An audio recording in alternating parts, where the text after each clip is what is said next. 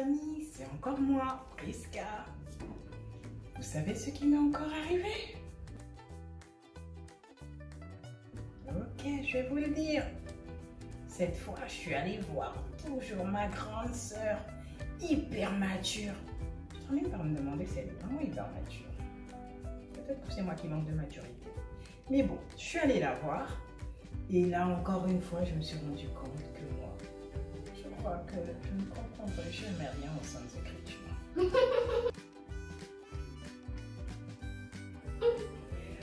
Alors, ma grande sœur, cette fois, a tenu à me parler de Jonas.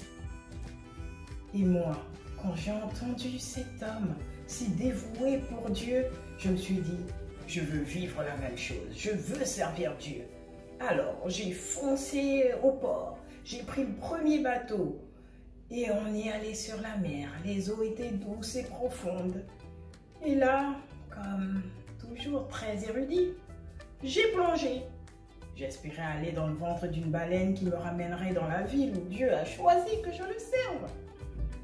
Alors, quand j'ai plongé, je me suis noyée. Heureusement que l'équipage m'a sauvée. Après que je sois sortie du coma, 2 semaines je crois après, et tout, bien sûr, vous savez ce que j'ai fait. Je suis retournée vers ma grande sœur. Je lui ai demandé pourquoi elle m'avait parlé de Jonas et que j'avais fait la même chose et que rien ne m'était arrivé d'identique à Jonas. Elle était dépitée.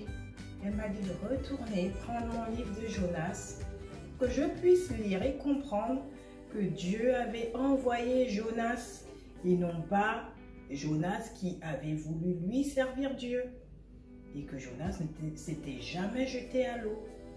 Là, je suis convaincue, les amis. Moi, je ne comprendrai jamais rien aux Saintes Écritures.